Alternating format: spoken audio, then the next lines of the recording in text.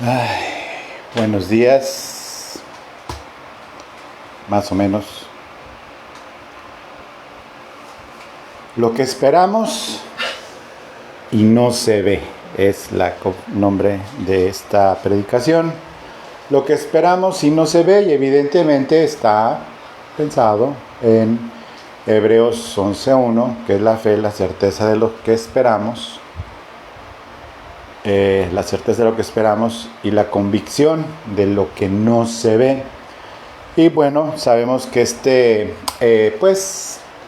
versículo debe de interpretarse en el contexto adecuado y debe de interpretarse de la manera a la que se está refiriendo quien lo escribió, inspirado por el Espíritu Santo. Y hemos estudiado que no es correcta la interpretación de que nosotros podemos sacar cosas de Dios aplicando un criterio pues prácticamente de control mental, de creer algo intensamente, desearlo intensamente, ahora aplicado a la oración, y manipular las dimensiones o la cuarta dimensión como en su momento se manejó cuando yo era joven. Imagínate desde cuánto tiempo tiene esto, de tratar de mover la mano de Dios a través de mi ejercicio de la fe, con la certeza de lo que espero, algo material o algo, una circunstancia que se dé, incluso el hecho de manipular el corazón de las personas por medio de Dios, así, y la convicción de lo que no se ve y empezar a ver.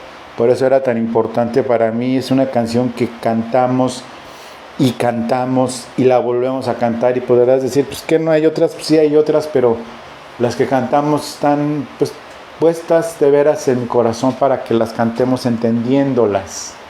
Podremos tener un repertorio de 500 canciones, pero de alabanzas muy pocas. Entonces, para mí era muy importante, abre mis ojos, pero las del Espíritu, pero para verte a ti, no para ver en la cuarta dimensión lo que deseo. Para darle el contexto entonces a Hebreos 11:1, tenemos que entender, como ya lo hemos explicado, pero a las personas que nos están viendo y que tienen poco tiempo en el Señor, es importante el contexto que es en general lo que es, cómo se escribió, para quién se escribió, quién lo escribió, etcétera, inspirado por el Espíritu Santo. Y recordando que en el pergamino donde se escribió esto no estaba dividido ni por versículos ni por capítulos, sino que estaba escrito, se escribió originalmente esta parte en hebreo, escrito para los hebreos, se escribió en griego, se escribió en arameo, etcétera. Pero lo que vamos a ver son para nosotros ya en nuestra Biblia, capítulo y versículo, los que preceden a Hebreos 11:1, que es pues la fe, la certeza de lo que se espera y la convicción de lo que no se ve, y está en Hebreos 10, del 36 al 39. Hebreos 10, del 36 al 39, lo que precede a esta frase, y te la voy a leer, dice: porque os es necesaria la paciencia, para que habiendo hecho la voluntad de Dios, obtengáis la promesa. La voluntad de Dios, obtener la promesa. ¿Cuál promesa se está refiriendo? A la de la salvación, precisamente, y a todo lo que implica e incluye esta salvación aquí en la tierra y en la vida siguiente, que es la eternidad. Dice el versículo 37, porque aún un poquito, y el que ha de venir vendrá y no tardará, mas el justo por la fe vivirá. Y son pasajes del Antiguo Testamento. Y si retrocediere, no agradará a mi alma. Y si retrocediere, no agradará a mi alma. Dice, porque aún un poquito, y fíjate la expresión que se usó en la traducción, porque aún un poquito, y el que ha de venir vendrá y no tardará. ¿Y en qué se está centrando el versículo? Se está centrando en el que ha de venir, no en lo que yo he de obtener. Y dice, mas el justo por la fe vivirá. Ahora dice, y si retrocediere, este que está creyendo, no le va a agradar a mi alma, al alma del Señor. Pero también generalmente se habla aquí en el contexto de no agradará a mi alma porque está hablando Dios, ¿sí? Pero quien lo está diciendo es el Señor, pero también se puede interpretar como que no agradará a mi propia alma como humano, porque si retrocediera, ¿en qué? ¿A qué se refiere a retroceder? A dejar de esperar, a dejar de tener fe, a dejar de tener paciencia. Versículo 39, pero nosotros no somos los que retroceden para perdición, y por eso está hablando de la salvación, es decir, retrocedo para perdición, sino de los que tienen fe para preservación del alma. Punto y seguido, no aparte, es pues la fe, la certeza de lo que se espera y la convicción de lo que no se ve. La fe es para preservar nuestras almas, porque en el caminar cristiano podemos retroceder y retroceder para perdición. Y no estoy diciendo que la salvación se pierde, porque nunca puedes perder lo que no tienes, cosa que ya he explicado, pero se puede entrar en un proceso de perdición en donde vemos que los que hemos sido elegidos por Dios, lo que el Señor permite es que se retroceda para perdición, pero para recuperar y hacernos ver que estamos retrocediendo y estamos retorciendo nuestro camino para que el Señor descubra nuestros corazones y podernos mostrar en dónde estamos. No es Dios, no es el humano el que decide esto, es Dios quien lo decide, qué hacer con cada uno de nosotros. Y a veces nosotros pensamos que es a causa de los humanos que en nuestro camino estamos retrocediendo, pareciera que estamos retrocediendo y que nos vamos alejando y nuestro corazón se está endureciendo por el pecado. Y cuando se empieza a endurecer por el pecado, empezamos a notar cosas extrañas en los demás. Y esas cosas que empezamos a notar extrañas en los demás es el pecado o las fallas o las faltas de otros. Y entonces se detona algo que dice en el mismo capítulo anterior acerca de una raíz de amargura. Es decir, está concatenado, es decir, la palabra de Dios está perfectamente escrita en el orden que debe de estar escrita. El hecho de estudiar versículos aislados es importante, pero en el contexto completo.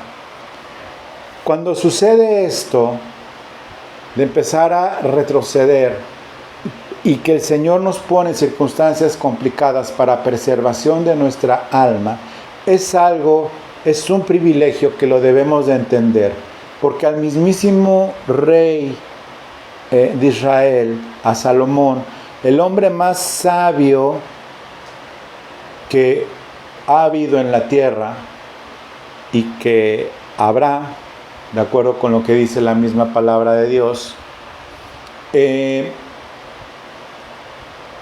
Salomón no tuvo el privilegio que nosotros tenemos, que el Señor permite circunstancias difíciles y complicadas, más allá del sufrimiento, como lo estamos estudiando en Aprende Biblia, versículo a versículo con la primera de Pedro, acerca del privilegio que el Señor nos da de seguir las pisadas de Cristo con el sufrimiento, sino que nos mete por un camino aún más complicado. ¿Qué es lo más complicado que un cristiano pueda padecer? Más que el sufrimiento, más que el dolor, más peligroso que esto, que pone en riesgo el retroceder, que cuando retrocedemos el Señor nos permite hacerlo, y se llama amargura, y se llama el empezar a hacerse oscuro nuestro escenario. Y sucede como este rey, como te decía en Eclesiastés 1, del 13 al 15. Y habla el predicador, el que escribe Eclesiastés, dice en el versículo 1 del 13 al 15, Eclesiastés 1 del 13 a 15.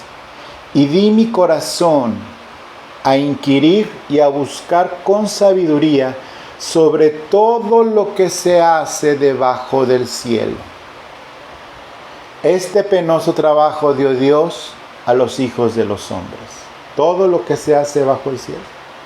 Todo lo que se hace bajo el cielo es toda actividad humana, toda actividad que se haga bajo el cielo, desde el trabajo, la oficina, la familia, las relaciones, es trabajo que Dios le ha dado a los hombres y a la humanidad. Dice, sobre todo lo que se hace debajo del cielo, este penoso trabajo dio Dios a los hijos de los hombres para que se ocupen en él, en este trabajo. ¿O no será para que se ocupen en él, en el Señor? Vamos a dejarla ahí como un misterio. Versículo 14. Miré todas las obras que se hacen debajo del sol, y he aquí, todo ello es vanidad y aflicción de espíritu. Vaya escenario para los emprendedores, los ganadores, los luchadores, los de luchadores con máscara y los de sin máscara, los de cabellera sin cabellera, en fin, para todos, ¿sí? Todo es aflicción. Todas las obras, aquí todo ello es vanidad y aflicción, pero fíjate que dice de espíritu, no de alma. Porque hay quienes se conforman con solo el alma. Pero cuando todo este trabajo, el ocuparnos 100%, espíritu y alma, a esta vida, descuidando lo eterno, es aflicción de espíritu. ¿Cómo es aflicción de espíritu? ¿Qué quiere decir aflicción de espíritu? Quiere decir un contristamiento de espíritu, una tristeza de espíritu, un espíritu apagado, ajeno a lo espiritual. Entre más atención ocupe el trabajo de esta vida, mi actividad en esta vida, mi actividad familiar en esta vida, mi actividad económica en esta vida, cuando toda mi atención está puesta en esto, sin darle el espacio y el tiempo en esta tierra a Dios, esa aflicción de espíritu que se va acumulando,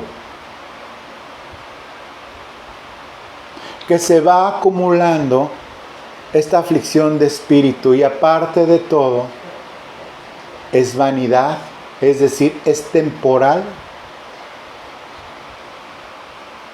Versículo 14. Miré todas las obras que se hacen debajo del sol, y aquí todo ello es vanidad y aflicción de espíritu. Versículo 15. Lo torcido no se puede enderezar. y lo incompleto no puede contarse. Lo dice alguien que fue el más sabio, que será el más sabio, que tuvo toda la riqueza que alguien pueda tener, incluyendo los ricos de hoy. Tuvo el poder que un gobernante pueda tener, incluyendo los gobernantes de hoy, porque era el reino de Israel, el pueblo de Dios.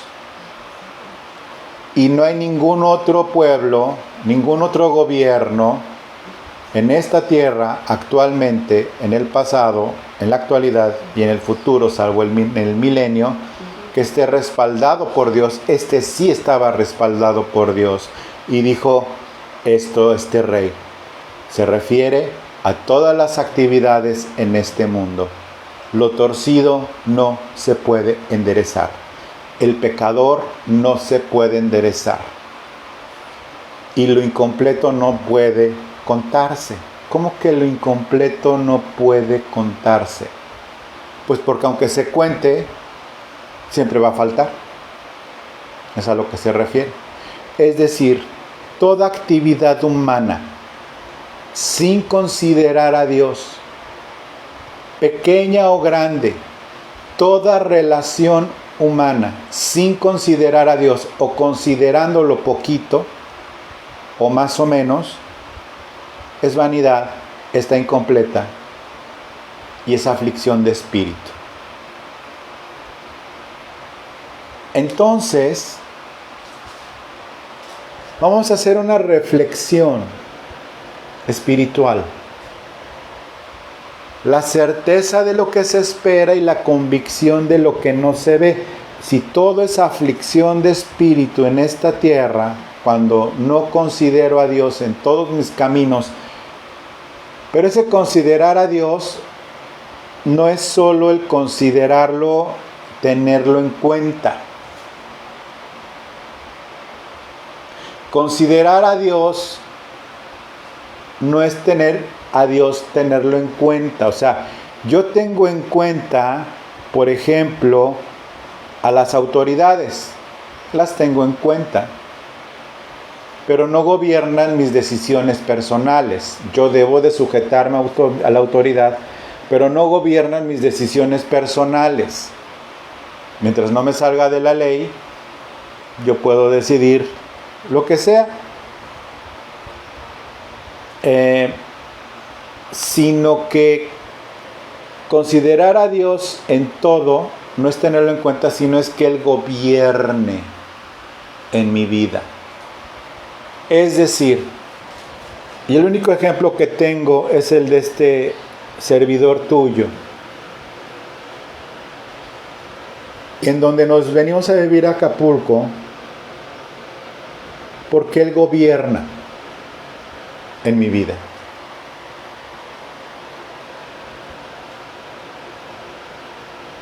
Yo no consideré a Dios en la decisión de venirme a vivir a Acapulco, con una congregación en la Ciudad de México. Yo obedecí a Dios por las circunstancias en su gobierno y por la convicción en mi corazón. Entonces, considerar a Dios no es tenerlo en cuenta en tus decisiones o relaciones, es que Él gobierna. Y entonces, ¿a qué se refiere lo que esperamos y lo que no se ve, como dice en Hebreos 1, ya leyendo el contexto completo? Pues se reduce a dos cosas. Y fuera de esto, en nuestras vidas, es vanidad. Te dediques a lo que te dediques, hagas lo que hagas, seas quien seas, tengas lo que tengas.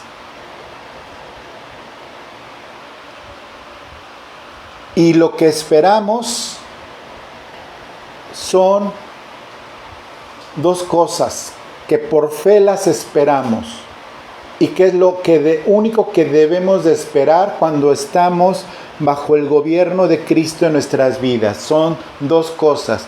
Lo que es pues la certeza de lo que esperamos. ¿Qué esperamos?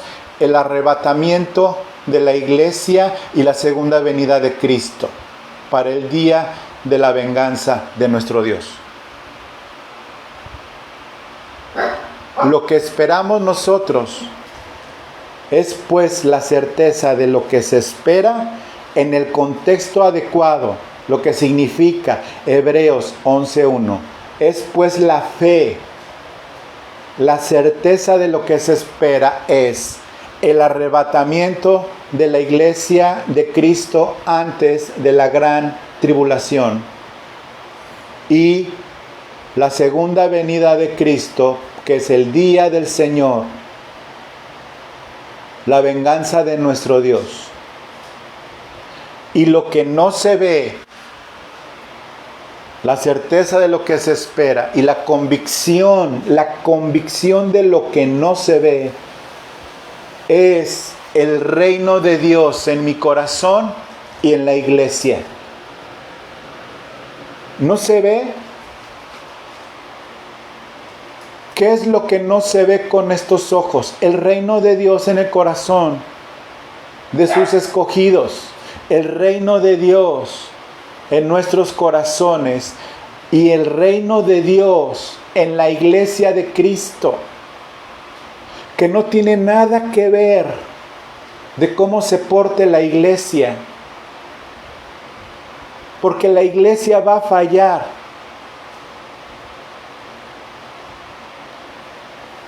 Sin duda va a fallar. ¿Por qué? Porque somos hombres y mujeres sujetos a equivocarnos, porque seguimos siendo humanos, regenerados, pero humanos.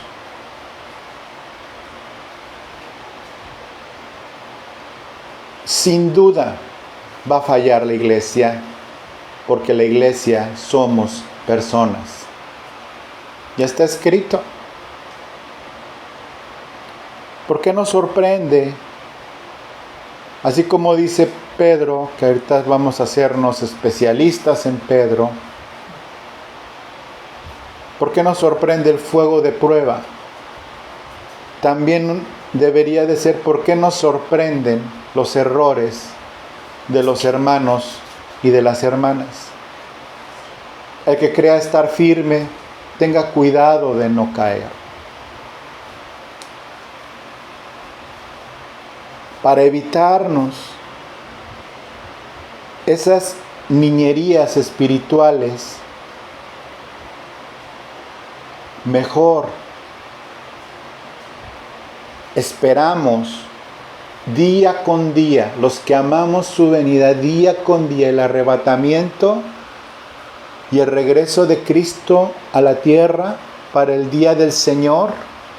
Y lo que no se ve es el reino de Dios. Es que hay muchos errores, es que hay faltas, es que hay aquello, es que hay lo otro. Sí, lo hay. Y hemos dedicado mucho tiempo. En este lugar hemos dedicado también mucho tiempo, del cual no lo considero un error, sino una etapa de decir lo que pasa en la Odisea, lo que pasa en el mundo, lo que la escatología nos enseña. Pero hay un tiempo, porque todavía un poquito, y el que habrá de venir vendrá. Un poquito de tiempo, porque el que habrá de venir vendrá. Y entonces, en lugar de dedicarnos con sorpresa y con asombro y hasta con soberbia y enojo, los errores sin empezar por los nuestros, o las carnalidades llámese como se llame, y vamos a dejarlo más decentemente, la falta de fruto del Espíritu. Dedicarnos a esperar, porque falta poquito.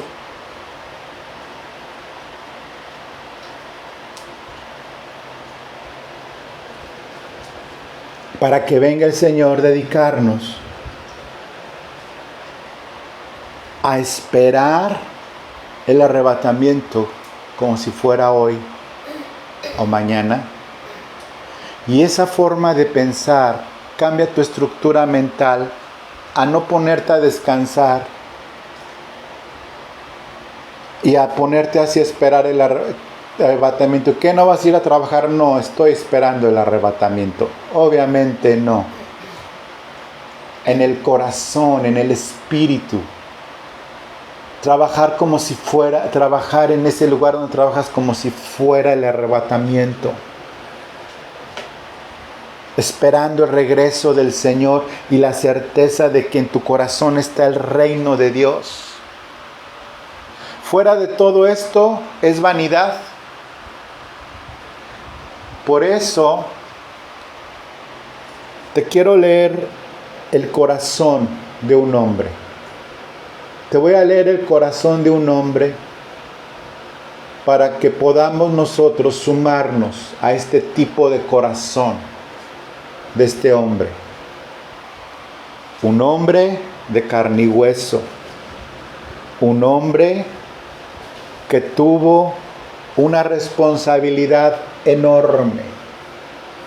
Un hombre al que se le confió, al estar en el reino de Cristo, se le confió la máxima revelación de los tiempos finales, y que es el apóstol Juan. Este hombre tuvo muchas cosas muy importantes. Este hombre, el apóstol Juan, tuvo la bendición de Dios, la grande bendición de Dios, de poder, de poder recibir esta revelación. Y voy a leer Apocalipsis 1:9. Te voy a leer el corazón de Juan en la palabra de Dios. Dice de la siguiente forma: yo, Juan, vuestro hermano y copartícipe vuestro en la tribulación. O sea, Juan estaba metido en medio de la tribulación de cada uno de nosotros, particularmente de lo que fue la persecución de la iglesia. Y bueno, él, como el último apóstol vivo, participó de todo esto. Y él decía, pues yo no estoy en la beca, ¿verdad? Partícipe de ustedes en la tribulación. Y fíjate lo que dice en Apocalipsis 1:9. En el reino y en la paciencia de Jesucristo. Juan decía, estoy en la tribulación, pero estando en la tribulación estoy en el reino. ¿Cuál, si apenas se había recibido, iba a recibir la revelación del reino físico en la tierra de 1000 años? Dice, en el reino y en la paciencia de Jesucristo. Estaba en la isla llamada Patmos por causa de la palabra de Dios y el testimonio de Jesucristo. Te acabo de leer el corazón de Juan. Aparte de que se sentía él muy amado, es una bendición sentirse muy amado por Dios. Yo me siento muy amado y por eso me llamo Juan Carlos, pero me encanta que me digan Juan, porque es un nombre que significa muy amado. Y a mí me gusta, y me gusta este corazón Y este corazón es al que el Señor está formando en mí, y lo ha formado y lo seguirá formando. Y dice que estaba en esta isla por causa de la palabra y del testimonio de Jesucristo. Bueno, vamos a desglosar este versículo. Dice hermanos, es decir, en el cuerpo de Cristo, en la iglesia. Cuando habla tribulación, Él habla de una tribulación, no la que habrá de venir de la gran tribulación, ni la tribulación como tal, sino el hecho de vivir como cristiano en esta tierra ya es una tribulación. Un cristiano que no pasa la mayor parte de su vida atribulado,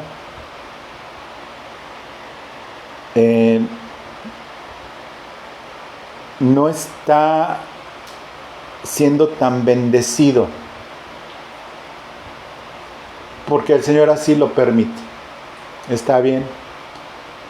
Pero en el haber cristiano, el hecho de ser peregrino en esta vida, sin tener un lugar ya en el cielo, sino que todavía estando en esta tierra, como extranjeros y peregrinos, como lo he estado enseñando en la clase de Pedro, en Aprende Biblia, como extranjeros y peregrinos, pues es una tribulación, porque una cosa es ser extranjero, estando de vacaciones, con orejas de Mickey, lo cual no está mal, en la cabeza, y otra cosa es ser extranjero, tratando de cruzar una frontera, para ser un inmigrante. Y vemos la realidad, que muchos inmigrantes, millones de personas inmigrantes, no les va nada bien. Ya cuando se acomodan, pues bueno, pero la gran mayoría no lo logra.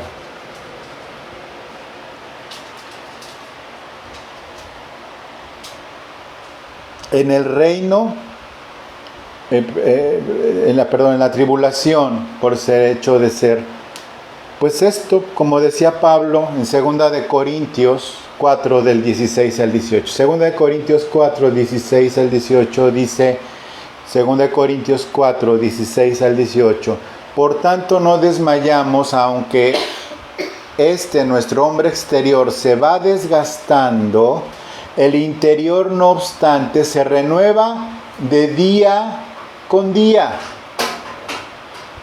El asunto de la renovación carismática, vamos a llamarle como en algún lugar se llama, es de día con día. Por eso, considerar a Dios en todos tus caminos no es tener en cuenta a Dios unos minuticos, sino la renovación día con día. Este exterior se va desgastando, el interior no obstante se renueva el espíritu de día en día, dice. Porque esta leve tribulación momentánea, porque todo es vanidad, produce en nosotros cada vez un más excelente y eterno peso de gloria. Hay quienes ocupan día a día con su peso corporal, lo cual pues es sano, pero hay otro peso del que nos debemos de ocupar para que pesemos más. Pero es que el eterno peso de gloria, por las tribulaciones del día con día que afrontamos en una renovación en nuestro espíritu. No mirando nosotros las cosas que se ven, ¿te acuerdas? Lo que no se ve. No mirando las cosas que se ven, sino las que no se ven. Pues las que se ven son temporales, pero las que no se ven son eternas. ¿Y qué es eterno? La palabra de Dios y el reino de Dios. Eso es eterno. La palabra de Dios y el reino de Dios sí son eternos. Este mundo no lo es. Nosotros debemos de caminar como Pablo.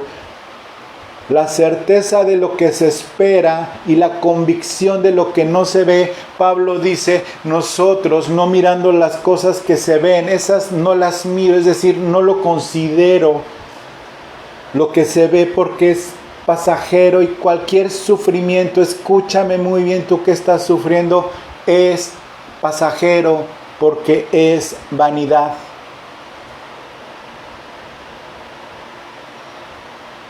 No se va a hacer eterno el sufrimiento. Para quienes se va a hacer eterno el sufrimiento es para los que se van a perder. Pero si tú has nacido de nuevo, ese sufrimiento va a terminar. Aunque sea cuando duermas o venga el arrebatamiento, va a terminar. Esa enfermedad va a terminar. Esa aflicción va a terminar. Pero si te ocupas de este mundo, como el Eclesiastés, como el predicador, se termina uno amargado y va a decir, pues todo es vanidad. Pues sí, se dio cuenta un poco tarde y por causa de eso se dividió, porque así lo había planeado Dios, el reino en dos, en Israel y en Judá. Son temporales, pero las que no se ven son eternas. Muy bien. Entonces ya llevamos, regreso nuevamente, Apocalipsis 1:9. Yo, Juan, vuestro hermano y copartícipe de vuestro en la tribulación de esta vida, en el reino. En el reino.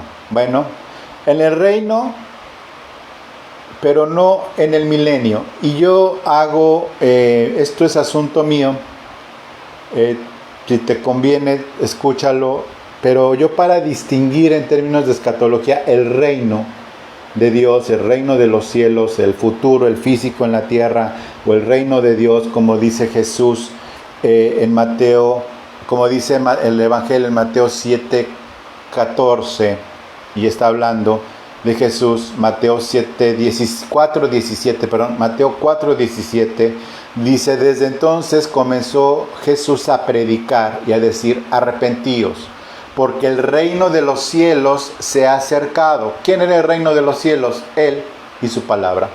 Entonces yo escatológicamente, para distinguir el reino de los cielos, el reino de Dios, demás, una cosa es el reinado y otra cosa es el reino. El reinado es el que es temporal y que puede ser ejercido por un rey.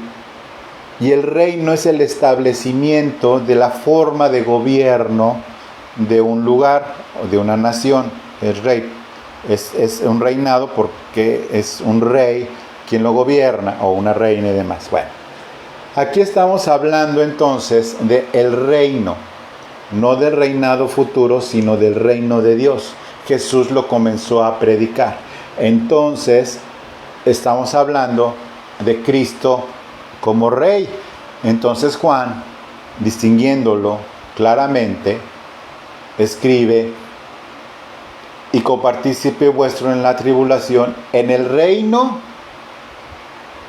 es decir, en el reino de Cristo en mí, y en la paciencia de Jesucristo en mí.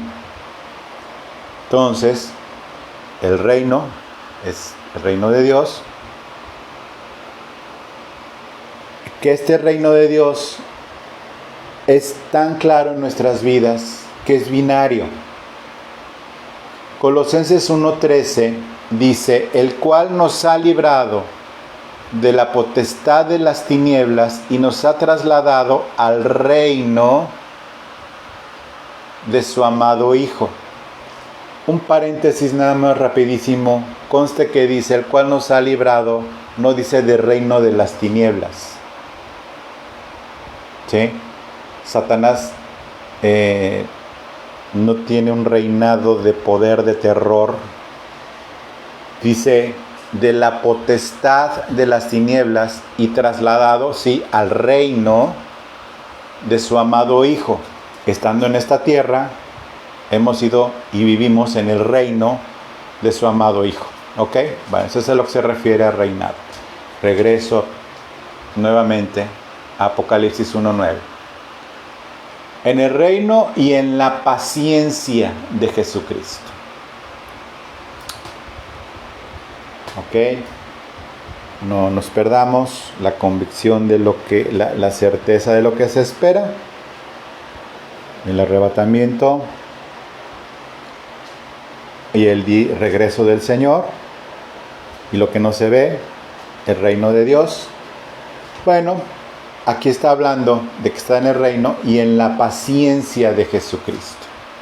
Fíjate que esta palabra paciencia es una palabra en griego que se llama hupomoné, que significa lo siguiente, y quiero que pongas mucha atención en esta etimología. Significa resistencia o aguante, alegre o esperanzador. Resistencia o aguante, alegre o esperanzador. Eso significa paciencia. ¿Sí? Lo entendemos a veces como resistencia, es decir, ay, qué pacientes con los niños, sus sobrinos, ¿no? O sea, es bien paciente, es decir, está aguantando, ¿no? O sea, no decirles algunas cosas. Está resistiendo, pero incluye o aguante alegre o con esperanza o esperanzador. Constancia o perseverancia. Constancia o perseverancia. Eso es la paciencia de Jesucristo. Esta palabra paciencia es la misma que se usa en Apocalipsis 3:10. Por cuanto has guardado la palabra de mi paciencia. No dice por cuanto has tenido paciencia. No, nosotros no tenemos paciencia. Tenemos la paciencia de Jesucristo en su palabra. ¿Y cuál es la paciencia? La palabra de mi paciencia dice, yo también te guardaré de la hora de la prueba que ha de venir sobre el mundo entero para probar a los que moran sobre la tierra. Dice la palabra de mi paciencia. ¿Cuál es la paciencia en la que Juan repite o usa por primera vez esta palabra en Apocalipsis 1:9? Cuando dice en el reino y en la paciencia de Jesucristo. ¿Cuál es la paciencia de Jesucristo? ¿Cuál es ese asunto que va más allá de decir, es que ya no puedo? La paciencia de Jesucristo es justo como lo dice la palabra hupomoné, la resistencia o aguante alegre o esperanzador. ¿Cuál es? Que el Señor venga y haga justicia, y el Señor está resistiendo, es decir, el día de la venganza del Dios nuestro, y está dando tiempo para que se complete lo que ya hemos enseñado, el número de llamados, el número de salvados que el Señor ha escogido, y está el Señor Jesús, no está impaciente con la espada en la mano diciendo ya voy, ya, sí, tú dime porque ya me quiero vengar de todos, ya voy. No. El Señor sentado en su trono, el Padre y el Hijo y el Espíritu Santo, esperando, sí, resistiendo el ver el pecado de la humanidad conforme a lo que Él mismo ha dicho que va cada día aumentándose, el mal se aumentará en los tiempos finales, el amor de muchos se enfriará, el amor de muchos judíos en la tierra se enfriará, porque el mandamiento es amarás al Señor tu Dios con todo tu corazón y con toda tu alma, y el amor de esos judíos se enfriará y amarán a Dios por compromiso, si es que lo aman. Algunos tienen presente la religión judía de los judíos. Y está el Señor esperando el tiempo de la completez de los gentiles, pero no está ni desesperado, ni enojado, ni decirte, ¿ya viste a estos de que este país que están haciendo? Ay, hijos del demonio, pero ya les voy, a él les voy. No está Jesús con la chancla en la mano desde el cielo para aventársela a un país. No. Hupomoné. resistencia o aguante alegre o esperanzador. Constancia, que es lo que nos pide, y perseverancia. Y por eso Jesús nos está dando esa constancia y perseverancia, como lo dice: por cuanto has guardado la palabra de mi paciencia. Esa constancia o perseverancia, que es la paciencia de mi Cristo, yo también te guardaré de la hora de la prueba. En espera del cumplimiento del día del Señor. En 1 Tesalonicenses 5, del 2 al 3, dice, 1 Tesalonicenses 5, del 2 al 3, dice: porque vosotros sabéis perfectamente que el día del Señor vendrá así como ladrón en la noche, que cuando digan paz y seguridad, entonces vendrá sobre ellos destrucción repentina, como los dolores de la mujer encinta, y no escaparán. ¿Cuál es la paciencia de Jesucristo? Resistiendo y aguantando alegremente, con perseverancia, con constancia, pidiéndonos, ayudándonos a hacer lo mismo, para que venga destrucción repentina y que no escapen todos los que están puestos para el día del Señor, el día de la venganza de nuestro Dios. Nuevamente, vamos a continuar, ya para terminar, Apocalipsis 1:9. Voy a leer otra vez para tener todo el contexto. Yo, Juan, vuestro hermano y copartícipe de vosotros en la tribulación, ya lo vimos, en el reino, ya lo vimos, en la paciencia de Jesucristo, ya lo vimos. Dice: estaba en una isla, que es una piedrota enorme, llamada Patmos, que ahí sigue la isla. Estaba aislado. Estaba aislado porque Juan, pues, escribió algo muy importante. ¿Y qué significa estar aislado del mundo? No significa estar en una isla, obviamente que no sea Hawái, o sea, significa estar aislado, apartado del mundo físicamente, porque Juan ya había enseñado antes lo que es estar aislado.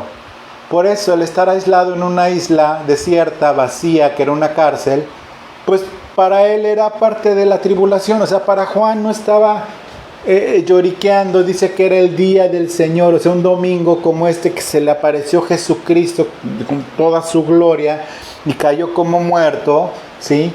Y para Juan estar aislado no era ningún castigo, porque era parte del día con día de los peregrinos, y más habiendo sido apóstol, testigo de Jesucristo físicamente. Entonces Juan ya había aprendido esto de estar aislado, que es lo que espera el Señor en su paciencia, que nosotros aprendamos qué significa estar aislado del mundo.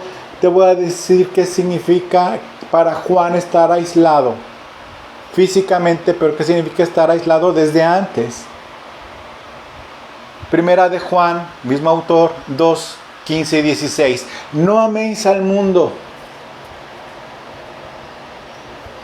ni las cosas que están en el mundo. Si alguno ama al mundo, el amor del Padre no está en él. Ojo, no nos salgamos de contexto. Amor por el mundo no significa no estar en este mundo, o de usar cosas de este mundo, o que no sean pecado, obviamente. El amor del Padre no está en él.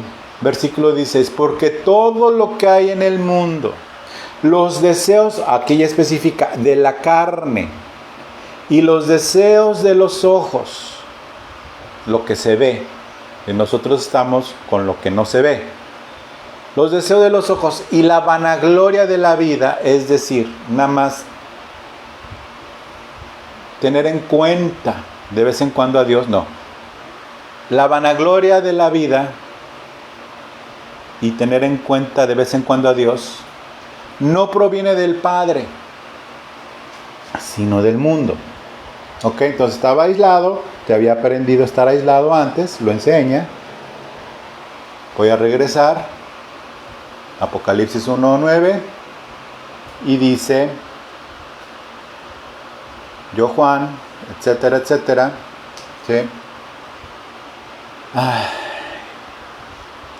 estaba en la isla llamada Patmos por causa de dos cosas, y las distingue. Por causa de la palabra de Dios y el testimonio de Jesucristo. ¿Por qué? Por causa de la palabra de Dios. Porque Juan, habiendo leído la carta de los Hebreos, pues entendió que la palabra de Dios que había en él era algo que no gustaba en el mundo, y por eso lo llevaron a donde lo llevaron. Porque esa palabra de Dios en hebreo se hace una comparación de la palabra de Dios que obviamente no es agradable. La palabra de Dios pura no le va a caer bien a alguien que le cae de peso. Si es la palabra de Dios, pues ahora sí que, como dice el dicho, no culpes al mensajero, ¿no? O sea, que alguien que lleva malas noticias y rájale, se desquitan con el que llevó la noticia, ¿no? No, dice aquí Hebreos 4, 12 y 13, porque la palabra de Dios es viva y eficaz. Es como un algodón de azúcar, dulce, rosa y suavecito, que va a deleitar tu paladar. No. El Espíritu Santo es malo con el marketing para promoverse. Dice, porque la palabra de Dios es viva y eficaz, más cortante que toda espada de dos filos. Hiere la carne. La Biblia hiere la carne, lastima la carne, corta la carne, le hace daño a la carne, la Biblia le hace daño al ego, la Biblia le hace bien aplicada, por supuesto, le hace daño a la carne. Por eso tratar de convertir a alguien a bibliazos es cortar la carne a la mala. Pero de que se corta la carne a una bibliazos, se corta. Dice, más cortante que toda espada de dos filos, y penetra hasta partir el alma y el espíritu. Pero esto de partir el alma no es como la separación de una cosa con tapa, que le das vuelta y la separas, ¿no? Hay algo que usa tapa, ¿no? No, dice que la separes porque la cortó, la rebanó, la separó, la mutiló. La palabra de Dios mutila la carne. La separa, dice, el alma. ¿Te acuerdas la aflicción de espíritu y no de alma? Separa el alma, que siempre va a estar pues dispuesta a sufrir, pero el espíritu no. El espíritu no sufre. El alma es la que sufre, pero el espíritu no. Dice, el alma y el espíritu, las coyunturas y los tuétanos. ¿Sabes cuánto ha de doler eso? Una mutilación. Yo no tengo idea y espero nunca saberlo, si Dios me ayuda.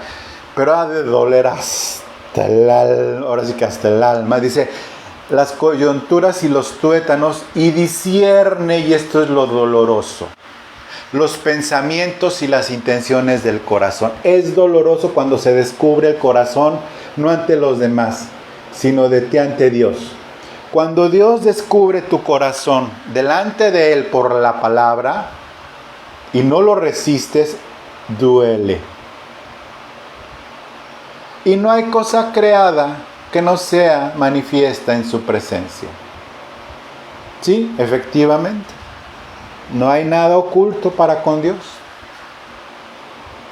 Antes bien, todas las cosas están desnudas y abiertas a los ojos de aquel a quien tenemos que dar cuenta. Por eso Juan estaba aislado, por la palabra de Dios. Y por último, por el testimonio de Jesucristo. Por el testimonio. ¿Cuál testimonio? Bueno, vemos en Hechos 4:33. Hechos 4:33. Y con gran poder los apóstoles daban testimonio ¿de qué? De la resurrección del Señor Jesús. Y abundante gracia era sobre ellos. Juan lo vio. ¿Cuál es el testimonio de Jesús? El que resucitó. Lo vio en Apocalipsis 1, 17, 18 está la descripción. Bueno, quiero entonces hacer un resumen para terminar. ¿Qué esperamos? Su regreso y su venganza. Antes, el arrebatamiento. ¿Qué no vemos en la tierra? Su reino aún instituido aquí en esta tierra, pero sí manifiesto en nuestro corazón.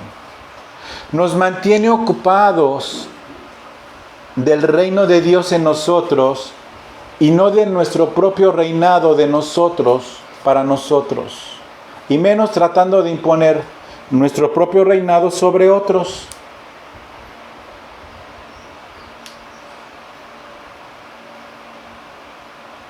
Eso es muy feo.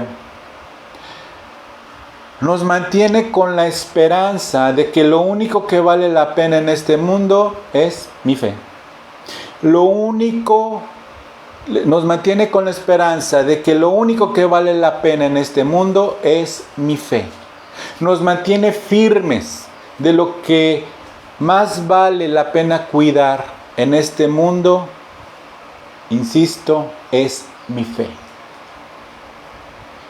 Que me mantiene, como acabo de describir, el corazón de Juan. Nuestra fe nos mantiene así, con ese corazón. Dios te bendiga. Quiero darle gracias a Dios porque nos escuchas, pero sobre todo porque lo importante es nuestra fe. Con esto termino. Dios te bendiga y el próximo domingo nos vemos físicamente. Que Dios te bendiga y te dejo con la pastora. Vamos a terminar ya. Dios te bendiga. Cortamos transmisión y acuérdate, el siguiente domingo, si Dios nos presta vida, nos vemos por allá. Muchas gracias.